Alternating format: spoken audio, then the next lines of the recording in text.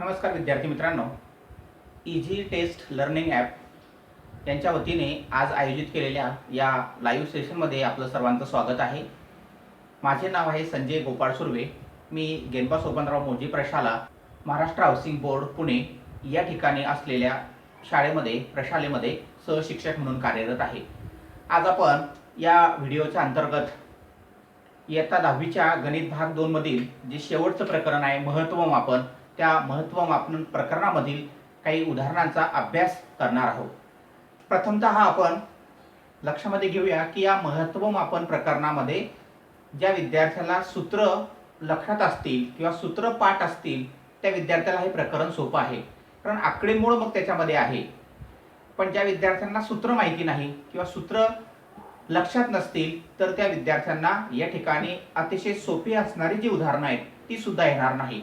तर प्रथमतः आपण बघूया की सूत्र कशी तयार झालेली आहे। सूत्र कशी तयार झाली हे जर तुम्ही समजून घेतलं तर तुम्हाला सूत्र पाठ करण्याची आवश्यकता सुद्धा पडणार नाही। चला तर मग आपण सूत्र निर्मिती कशी झालेली आहे ते पहिल्यांदा समजून घेऊया। ही अशा प्रकारची जी आकृती तुमच्या समोर घनाकृती जी ठेवलेली आहे या घनाकृतीला म्हटलं जाते या ठिकाणी इष्टिकाचिती। याचा अभ्यास तुम्ही अगदी 7वी 8वी मध्ये केलेला आहे, 9वी मध्ये सुद्धा केलेला आहे। तर अशा प्रकारे जी घनाकृती आहे त्या घनाकृतीला आपण म्हणतो इष्टिकाचिती। इष्टिकाचितीची उदाहरणं जर द्यायची झाली तर आपण आपल्या घरामधील म्हणून गोदरेजचं कपाट, किंवा छोटं उदाहरण द्यायचं म्हटलं तर आपण माचीसची डबी, आपला जो कंपॉस बॉक्स आहे हे सुद्धा इष्टिकाचितीचं उदाहरण आहे। फक्त कंपॉस बॉक्स मध्ये मात्र ज्या कडा असतात त्या ठिकाणी कॉर्नर्स जे आहेत ते थोडेसे वर्तुळाकार आहेत, ते जर व्यवस्थित असते त्या ठिकाणी तर त्याला सुद्धा आपण इष्टिकाचिती म्हटलं असतं। मग असा जो आकार आहे, अशी जी घनाकृती आहे त्या घनाकृतीला म्हटलं जाते या ठिकाणी इष्टिकाचिती। त्या इष्टिकाचितीमध्ये प्रामुख्याने 3 मापं असतात। कोणती कोणती 3 मापं आहेत तर या ठिकाणी हा जो खालचा भाग आहे पृष्ठभाग, हा खालचा पृष्ठभाग, या खालच्या पृष्ठभागाला या ठिकाणी म्हटलं जाते तळाचे पृष्ठभाग किंवा तळाचा पृष्ठभाग। मग या तळाच्या पृष्ठभागाचं जे क्षेत्रफळ आपण काढतो त्यालाच म्हणायचं आहे तळाचे पृष्ठफळ। तर त्याच्यामध्ये इथून ते इथपर्यंत हा जो भाग आहे त्याला म्हणतो आपण लांबी, त्या इष्टिकाचितीच्या तळाची लांबी। त्यानंतर या ठिकाणी हा इथून तर आतमधला जो भाग आहे त्याला म्हणतो आपण त्या इष्टिकाचितीची रुंदी, त्याला बी अक्षराने दाखवतो। आणि त्याच्यानंतर यापासून तर इथपर्यंत जे आहे त्याला म्हणतो आपण त्या इष्टिकाचितीची उंची। म्हणजे या ठिकाणी या इष्टिकाचितीला प्रामुख्याने 3 मापं आहेत, लांबी, रुंदी आणि उंची। थोडंसं आता आपण याला काय करूया की हा जो तळ आहे हा तळ आपण आता थोडासा या ठिकाणी दाखवायचा प्रयत्न करूया, कशा प्रकारे दिसेल तो बघूया। तर हा जो खालचा पृष्ठभाग आहे या ठिकाणी अशा पद्धतीने मी थोडासा त्याला हायलाइट करतो।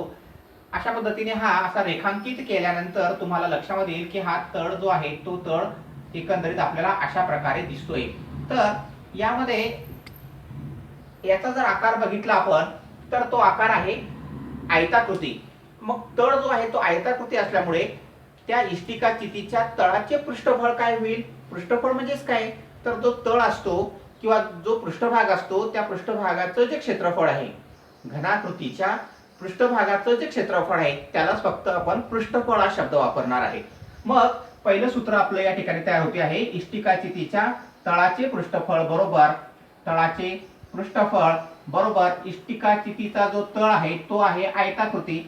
आयताकृती असल्यामुळे आयताच्या क्षेत्रफळाचं सूत्र आपल्याला माहिती आहे, ते आहे L गुणिले B। म्हणून इष्टिकाचितीच्या तळाचे पृष्ठफळ होणार आहे या ठिकाणी L गुणिले B। आता या ठिकाणी आपण जर इष्टिकाचितीची एक आकृती डोळ्यासमोर आणली, घनाकृती डोळ्यासमोर आणली तर तुम्हाला दिसून येईल की खालचा एक पृष्ठभाग आणि वरचा एक पृष्ठभाग हे दोन्ही समान असतात। त्याच्यानंतर इष्टिकाचितीचे जे उभे पृष्ठभाग असतात, उभे, ते एकूण किती पृष्ठभाग असतात उभे तर उभे पृष्ठभाग असतात एकूण 4। समोरचा आणि मागचा एक असे मिळून झाले 2, आजूबाजूचे 2 असे एकूण 4 पृष्ठभाग असतात। म्हणजे या ठिकाणी हा जो समोरचा भाग आहे तो सुद्धा आयताकृती आहे, म्हणजे याच्यामध्ये लांबी आहे आणि ही जी उंची आहे या उंचीला आपण आता या ठिकाणी L जर B जर म्हटलं म्हणजे ही लांबी म्हटली आणि ही या ठिकाणी रुंदी म्हटली तर जो समोरचा पृष्ठभाग आहे त्या समोरच्या पृष्ठभागाचं क्षेत्रफळ किती येणार आहे तर त्या पृष्ठभागाचं क्षेत्रफळ येणार आहे L गुणिले H। पण असे 2 पृष्ठभाग आहे म्हणून त्यावेळी त्या ठिकाणी काय येणार आहे तर 2LH। म्हणजे समोरचा जो पृष्ठभाग आहे या ठिकाणचा आणि पाठीमागचा जो पृष्ठभाग आहे त्याचं क्षेत्रफळ आलं 2LH। शेजारचा जो आहे भाग आहे या ठिकाणचा हा म्हणजे याला काय म्हणू आपण आजूबाजूच्या भागापैकी एक भाग जो आहे, तर हा जो पृष्ठभाग बघितला तर याच्यामध्ये लांबी आणि रुंदी जर बघितली तर बी आणि एच ही अक्षर वापरलेली आहे त्यासाठी. मग असे दोन पृष्ठभाग आहेत, एक या बाजूचा असणार आहे, एक या बाजूचा असणार आहे. म्हणून अधिक अधिक 2 गुणिले बी गुणिले एच. म्हणजेच आता या ठिकाणी आपण सूत्र तयार केलेले आहे की इष्टिकाचितीचे उभे पृष्ठफळ बरोबर काय सूत्र तयार झालं आपल्या पुढे, तर सूत्र तयार झालेलं आहे त्या ठिकाणी 2 गुणिले एल गुणिले एच अधिक 2 गुणिले बी गुणिले एच.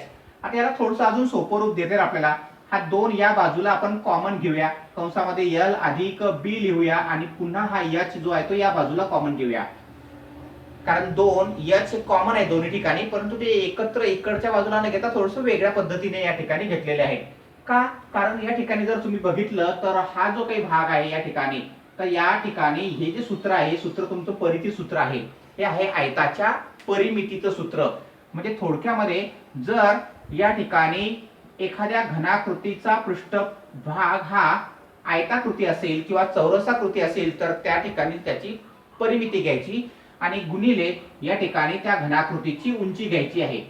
आणि नेहमी लक्षात ठेवा तुम्ही की कोणत्याही घनाकृतीचे जर आपल्याला उभे पृष्ठफळ काढायचे असेल तर आपण हे सूत्र लक्षात ठेवायचं आहे की परिमिती गुणिले उंची. ती जी घनाकृती आहे त्या घनाकृतीची जो तळ आहे त्या ठिकाणी तळाची परिमिती म्हणू आपण त्याला, तळाची परिमिती गुणिले उंची. आता हा तळ कोणत्या कोणत्या प्रकारचा असेल, एक तर तो आयताकृती असेल, नाहीतर मग तो चौरसाकृती असेल, नाहीतर तो वर्तुळाकार असेल. अशा प्रकारे त्या पद्धतीने घ्यायचं आहे. वर्तुळाकार असेल तर आपण या ठिकाणी शब्द वापरणार आहे परिमितीच्या जागी परिघ. वर्तुळाला परिमिती नाही म्हणत आपण त्याची, तर त्याला म्हणतो आपण परिघ. पण या ठिकाणी शब्द वापरणार आहे परिमितीच्या जागी शब्द वापरणार आहे आपण परिघ गुणिले त्याची उंची. कोणतीही घनाकृती असू द्या, घनाकृतीचं उभे पृष्ठफळ काढायचं असेल आपल्याला तर हे सूत्र आपण लक्षामध्ये ठेवायचं आहे. तळाची परिमिती किंवा तळाचा परिघ गुणिले उंची. त्यानंतर तिसरं जे सूत्र आहे याच्यामधलं ते तिसरं सूत्र आहे की या इष्टिकाचितीचे एकूण पृष्ठफळ, एकूण म्हणजे सर्व पृष्ठभाग जे आहेत त्या सर्व पृष्ठभागांची बेरीज, त्या पृष्ठभागांच्या क्षेत्रफळांची बेरीज म्हणजे एकूण पृष्ठफळ. आता आपण इथं आताच बघितलेलं आहे की इथं समोरचा आणि मागचा हा 2 LH आहे, समोरचा आणि मागचा म्हणून 2 LH आहे, अधिक आजूबाजूचे 2 आहेत 2 BH आहे. आणि आता अधिक राहिलेला आहे, कोणता राहिलेला आहे तर खालचा आणि वरचा. खालचा आणि वरचा, तर आपल्याला माहिती आहे की तळाचा पृष्ठफळ माहिती आहे एकाचा आहे LB, मग दोघांचं काय असणार आहे तर 2 LB हे झालं एकूण पृष्ठफळ. याला अजून थोडंसं सोपं रूप देता येते. प्रत्येक ठिकाणी 2 आहे त्याच्यामुळे आपण 2 कॉमन जर घेतला तर कंसामध्ये या ठिकाणी आता लिहिताना आपण पहिल्यांदा LB घेऊया, अधिक त्याच्यानंतर BH घेऊया आणि अधिक या ठिकाणी LH घेऊया. कारण बेरजेमध्ये क्रम मागे पुढे झाला तरी सुद्धा काही हरकत नाही. आता हे का घेतलं आपण तर लक्षात ठेवण्यासाठी, हे असं उलट सुलट लक्षात ठेवण्यासाठी. आपल्याला माहिती आहे की त्या इष्टिकाचितीला 3 प्रकारची मापं असतात LBH. मग ही LBH हा हे जर शब्द आपण लक्षामध्ये ठेवले तर आपण बघा एकूण पृष्ठफळ म्हणजे काय म्हणणार आपण 2 LB पहिली 2 अक्षरे घ्यायची आहेत, त्याच्यानंतर अधिक 2 BH दुसरी 2 अक्षरे घ्यायची आहे आणि त्याच्यानंतर पहिलं व तिसरं किंवा तिसरं व पहिलं अक्षर घेतलं की तुम्हाला या ठिकाणी LH म्हणता येईल. अशा पद्धतीने आपण लक्षात ठेवायचा प्रयत्न करायचा आहे. जे सोपं जाईल त्या सोप्या पद्धतीने आपण सूत्र लक्षात ठेवायचं आहे.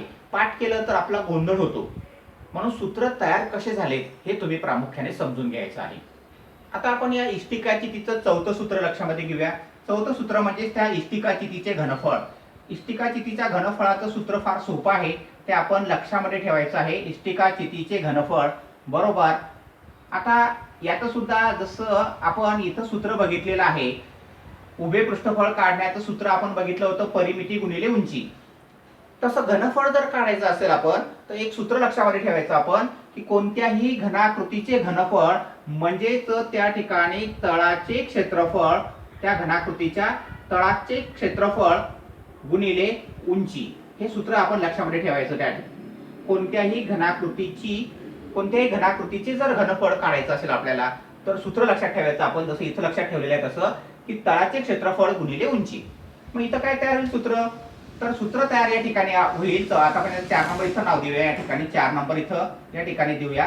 तर इष्टिकाचितीचे घनफळ बरोबर, इथं आपल्याला म्हणता येईल इष्टिकाचितीचे घनफळ बरोबर. आता या इष्टिकाचितीचा तळ बघूया कशा प्रकारचा आहे. तर तो आहे त्या ठिकाणी आयताकृती. तळ आहे आयताकृती. मग आयताचं क्षेत्रफळ काय होईल, तर L गुणिले B. आयताचं क्षेत्रफळ काय होणार आहे, L गुणिले B. तळाचे पृष्ठफळ म्हणजे तळाचे क्षेत्रफळ, तळाचे पृष्ठफळ म्हणजे तळाचे क्षेत्रफळ L गुणिले B. आणि गुणिले काय सांगितलंय त्या ठिकाणी, उंची. उंची कोणती आहे त्या ठिकाणी, तर h. म्हणून इष्टिकाचितीचं सूत्र तयार होईल L गुणिले B म्हणजे तळाचे क्षेत्रफळ आणि गुणिले उंची म्हणजे h. L गुणिले B गुणिले h असं आपण लक्षामध्ये ठेवायचं आहे. ही झाली इष्टिकाचितीची 4 सूत्रे. आता आपण या घनाच्या बाबतीमध्ये बघूया की घनामध्ये कशा प्रकारे. तर घन म्हणजे काय, तर इष्टिकाचितीचा हा एक विशिष्ट प्रकार आहे की ज्या इष्टिकाचितीमध्ये लांबी, रुंदी आणि उंची समान असते. ज्या इष्टिकाचितीमध्ये लांबी, रुंदी, उंची समान असते अशा इष्टिकाचितीला म्हटलं जाते घन. मग आता या इष्टिकाचितीच्या सूत्रांचा जर तुम्हाला सराव झाला, ही जर तुम्हाला चांगली समजली, तर तुम्हाला घनाची सर्व सूत्र लिहिता येतील. आता घनाच्या बाबतीमध्ये ही जी लांबी आहे, तळाची लांबी, त्याला L अक्षर म्हटलेलं आहे. रुंदी जी आहे त्या रुंदीला आता आपण B च्या जागी Lच म्हणणार आहे आणि उंची जी आहे त्याला सुद्धा आपण Lच म्हणणार आहे. कारण काय, तर L, B आणि h ह्या तिन्ही किमती या ठिकाणी कशा असतात, समान असतात. कशामध्ये, घनामध्ये L ची किंमत, B ची किंमत आणि h ची किंमत या ठिकाणी समान असते. म्हणून त्या इष्टिकाचितीला आपण म्हणतो घन. मग आता घनाचे उभे पृष्ठफळ बघू आता आपण. आता घनाला किती पृष्ठभाग आहे, उभे पृष्ठभाग आहेत, तर एकूण 4 आहेत. म्हणून मग आता या ठिकाणी घनाचे उभे पृष्ठफळ सूत्र तयार होईल. आता आपण करूया घनाचे उभे पृष्ठफळ बरोबर, उभे पृष्ठफळ बरोबर एकूण 4 पृष्ठभाग आहेत उभे. मग आता समोरचा भाग आपण जर विचारात घेतला तर त्याचं क्षेत्रफळ येणार आहे L चा वर्ग. L गुणिले L, L गुणिले L म्हणजे L चा वर्ग. असे एकूण 4 भाग आहे. म्हणून त्या ठिकाणी सूत्र तयार होते 4 गुणिले L चा वर्ग असं हे सूत्र तयार होईल. उभे पृष्ठफळ, घनाचे उभे पृष्ठफळाचं सूत्र 4L चा वर्ग. घनाचे जर आपण एकूण पृष्ठफळ बघितले, घनाचे एकूण पृष्ठफळ, तर आपल्या लक्षामध्ये येईल की 6 पृष्ठभाग आहेत घनाला. म्हणून या ठिकाणी सूत्र तयार होईल, सोपं आहे अगदी, 6L चा वर्ग. कारण एकाचं आहे L चा वर्ग, एका पृष्ठभागाचं पृष्ठफळ आहे L चा वर्ग, म्हणून 6 भागांचं होणार आहे 6L चा वर्ग. आणि तिसरं सूत्र जे आहे घनाचे घनफळ बरोबर, घनाचे घनफळ बरोबर, आताच मी तुम्हाला सांगितलेलं आहे की आपण सूत्र कसं लक्षात ठेवायचं आहे की कोणत्याही घनाकृतीचं जर घनफळ काढायचं असेल तर हे सूत्र आपण लक्षामध्ये ठेवायचं आहे. कोणतं सूत्र आहे या ठिकाणी आपण थोडंसं त्याला वेगळ्या पद्धतीने दाखवूया की कोणत्याही घनाकृतीचं जर घनफळ आपल्याला काढायचं असेल तर हे सूत्र आपण लक्षात ठेवणार आहे की तळाचे क्षेत्रफळ गुणिले उंची. मग तळाचं क्षेत्रफळ काय याच्या, तर तळाचं क्षेत्रफळ आहे L चा वर्ग आणि याची उंची कोणती आहे, तर L आहे. म्हणजेच काय झालं, L गुणिले L हे झालं तळाचं क्षेत्रफळ आणि गुणिले त्याची उंची सुद्धा आहे L. म्हणजे L गुणिले L गुणिले L म्हणजे तुम्ही थोडक्यामध्ये त्याला म्हणू शकता L चा घन. हे अशा प्रकारची जी सूत्र आहेत, ही सूत्र आपण कशी तयार झालेली आहे हे एकदा समजून जर घेतली तर तुम्हाला पाठ करण्याची आवश्यकता नाही. तुम्ही आकृती काढा आणि त्याच्यामध्ये LBH घ्या इष्टिकाचितीसाठी आणि घनासाठी L अक्षर घ्या आणि सर्व सूत्र पुन्हा एकदा लिहून पहा. सूत्र तुमच्या बरोबर लक्षामध्ये राहतील. पुढची जी घनाकृती आहे ती आहे लंबवृत्तचिती. ह्या अशा प्रकारची जी घनाकृती असते त्या घनाकृतीला आपण म्हणणार आहोत यापुढे या ठिकाणी लंबवृत्तचिती. तर या लंबवृत्तचितीमध्ये जर तुम्ही बघितलं तर खालचा जो भाग आहे, खालचा हा वर्तुळाकार असतो. हा खालचा जो भाग आहे अशा पद्धतीने दाखवलेला रेखांकित करून हा वर्तुळाकार असतो आणि त्याचप्रमाणे हा जो वरचा भाग आहे, वरचा, तो सुद्धा या ठिकाणी वर्तुळाकार असतो. दोन्ही पृष्ठभाग जे आहेत ते वर्तुळाकार असतात आणि दोघांच्याही त्रिज्या समान असतात. खालचा पृष्ठभाग असू द्या किंवा वरचा पृष्ठभाग असू द्या, त्या दोघांच्याही त्रिज्या समान असतात.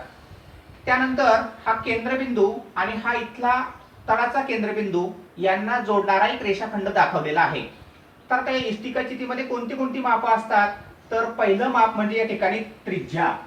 त्याला आपण तळाची त्रिज्या असा हा शब्द या ठिकाणी आपण लक्षात ठेवायचा आहे. तळाची त्रिज्या हा अशा प्रकारे आपण लक्षात ठेवणार आहे. तळाची त्रिज्या ती दाखवणार आहे आपण R अक्षराने. रेडियस म्हणून आर हे अक्षर वापरतात त्या ठिकाणी, तळाची त्रिज्या. त्यानंतर म्हणजे इथून इथपर्यंतचे जे अंतर आहे त्या अंतराला आता आपण म्हणणार आहे आर. आणि हा जो केंद्रबिंदू आहे वरचा आणि खालच्याचा केंद्रबिंदू यांना जोडणारा जो रेषाखंड असतो त्याला म्हणतो आपण त्या लंबवृत्तचितीची उंची, आणि ती दाखवणार आहे आपण एच या अक्षराने.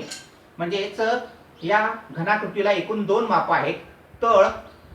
तळाचा पृष्ठभाग म्हणजे जो आहे त्याला म्हणतो आपण, त्याची जी त्रिज्या आहे त्याला म्हणू आपण आर, आणि त्यांच्या केंद्रातील जे अंतर आहे, वरचा पृष्ठभाग आणि खालचा पृष्ठभागाच्या केंद्रातील जे अंतर आहे त्या केंद्रातील अंतराला म्हणणार आहे आपण एच. त्याच पद्धतीने आपण हा जो कडेचा जो भाग आहे याला सुद्धा म्हणू शकतो एच. ही सुद्धा एच आहे, ही सुद्धा उंची एच एवढीच आहे एच. म्हणजे तळ जो आहे त्याला आपण आर अक्षराने दाखवलेला आहे आर, आणि या ठिकाणी आर शब्द असा जरा हा आर झालेला आहे हा, आणि हा आहे एच. मग आता तळ जर बघितला आपण तर तो वर्तुळाकार आहे, आणि वर्तुळाचं क्षेत्रफळाचं सूत्र आहे पाय आर चा वर्ग. म्हणून मग आता पहिलं सूत्र या ठिकाणी तयार होईल की या लंबवृत्तचितीच्या तळाचे पृष्ठफळ बरोबर तळाचे पृष्ठफळ सूत्र तयार झालेलं आहे वर्तुळाच्या क्षेत्रफळासारखं, ते आहे पाय आर चा वर्ग. पाय आर चा वर्ग म्हणजेच त्या ठिकाणी त्या लंबवृत्तचितीच्या तळाचे पृष्ठभाग, तळाचा पृष्ठभागाचे क्षेत्रफळ. नंबर 2 चं जे सूत्र आहे ते आहे की हा जो मधला भाग आहे, मधला हा वक्र आहे म्हणून त्याला म्हणतो आपण वक्र पृष्ठभाग. तर वृत्तचितीचे वक्र पृष्ठभागाचे जे क्षेत्रफळ आहे त्याला म्हणतो आपण वक्र पृष्ठफळ बरोबर. आता हे सूत्र कसं तयार झालंय ते आपण पहिल्यांदा समजून घेऊया. याला जर अशा पद्धतीने आपण कापल्यानंतर ही जी वरची लांबी आहे, वरची लांबी त्या ठिकाणी आणि ही खालची लांबी जी आहे या ठिकाणी दाखवतो. तर ही जी लांबी आहे अशा प्रकारे होईल, आणि ही जी आहे ही खालची अशा प्रकारे, आणि ही झाली त्याची उंची.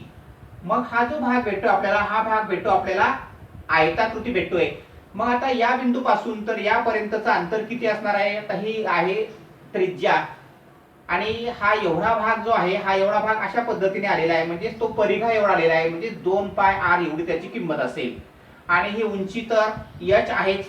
मग आता या पृष्ठभागाचं क्षेत्रफळ किती होईल, तर लांबी गुणिले रुंदी. लांबीसाठी आपण 2 पाय आर वापरलेले आहे आणि रुंदीसाठी एच अक्षर वापरलेलं आहे, म्हणून याचं क्षेत्रफळ होणार आहे 2 पाय आर एच. आणि तेच मग आपलं या वक्र पृष्ठभागाचं क्षेत्रफळ होईल. लंबवृत्तचितीचे वक्र पृष्ठफळ बरोबर 2 पाय आर एच. अशा पद्धतीने तुम्ही लक्षामध्ये ठेवायचं आहे की सूत्र कसं तयार झालेलं आहे. आता आपण एकूण पृष्ठफळ बघूया. एकूण म्हणजे सर्वांची बेरीज. एकूण पृष्ठफळ बरोबर सगळ्यांची बेरीज जर केली तर ती बेरीज किती येते बघूया. आता हा जो तळ आहे खालचा किंवा वरचा जो असतो त्याला सुद्धा आपण म्हणतो तळच, कारण खालचा वर वरचा खाली आपल्याला करता येऊ शकतो. मग तळाच्या पृष्ठभागाचं सूत्र काय आहे, पाय आर चा वर्ग. पण असे दोन भाग आहेत, खालचा आणि एक वरचा, म्हणून ते होणार आहे 2 पाय आर चा वर्ग. 1 पाय आर अधिक परत 1 पाय आर म्हणून तयार झाले 2 पाय आर, अधिक वक्र पृष्ठभाग एकच आहे आणि त्याचं सूत्र आहे 2 पाय आर एच. मग ते लिहूया या ठिकाणी 2 पाय आर एच.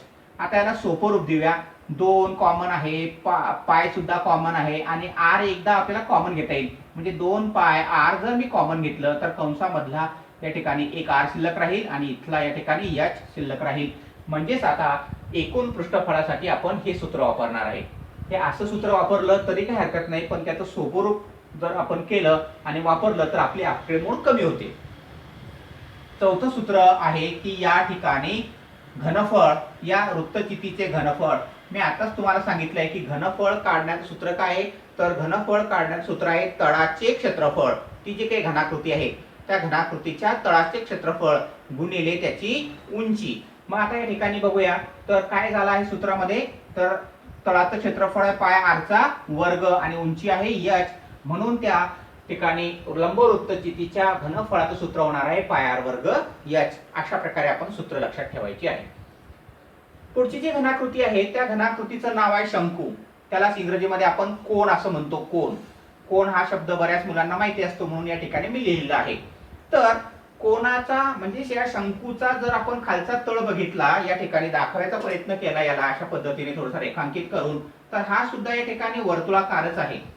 शंकूचा जो तळ आहे तो सुद्धा वर्तुळाकार आहे. त्यामुळे त्या ठिकाणी जी या केंद्रापासून तर हे कडेपर्यंतचे जे अंतर आहे त्याला म्हणणार आपण त्रिज्या, आर अक्षर या ठिकाणी. त्याच्यानंतर हा जो शिरोबिंदू आहे, वरचा जो बिंदू आहे त्याला म्हणतो आपण शिरोबिंदू, आणि हा जो तळ आहे त्याचा केंद्रबिंदू, यांना जोडणारा जो रेषाखंड आहे त्यांना म्हणणार आपण त्या शंकूची लंब उंची. लंब उंची हा शब्द या ठिकाणी आता आपण वापरणार आहे, त्याला दाखवणार आहे एच ने. हा शिरोबिंदू आणि या कडेचं जे टोक आहे, या टोकातील जे अंतर आहे त्याला म्हणणार आता आपण तिरकस उंची, आणि ते आपण दाखवणार आता यल या अक्षराने.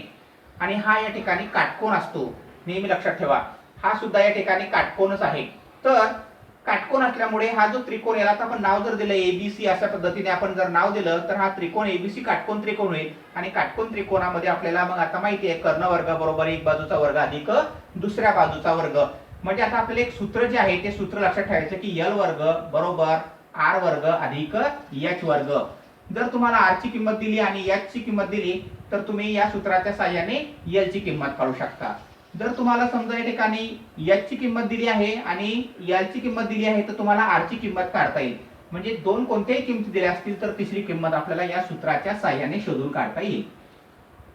आता या शंकूचा जो तळ आहे तो वर्तुळाकार आहे, त्यामुळे तळाचे पृष्ठफळाचं सूत्र आपल्याला आता लक्षात आलं असेल कोणतं आहे. तर या ठिकाणी लंबवृत्तचितीचा जसा तळ आहे वर्तुळाकार, तसाच या शंकूचा सुद्धा तळ आहे. त्यामुळे तळाचं क्षेत्रफळ म्हणजे तळाचे पृष्ठफळाचं सूत्र तयार होईल पाय आर वर्ग. आर म्हणजे तळाची त्रिज्या. त्यानंतर हा जो वक्र पृष्ठभाग आहे, शंकूचा वक्र पृष्ठभाग, त्या वक्र पृष्ठभागाचे जे क्षेत्रफळ आहे ते आता आपण समजून घेऊया. वक्र पृष्ठफळ, वक्र पृष्ठफळाचं सूत्र पाहूया आता आपण की या शंकूचं वक्र पृष्ठफळ बरोबर आहे सूत्र pi R L. Pi R L हे झालं त्या शंकूचं वक्र पृष्ठफळ, म्हणजे हा जो वक्र भाग आहे त्या वक्र भागाचं एकूण क्षेत्रफळ.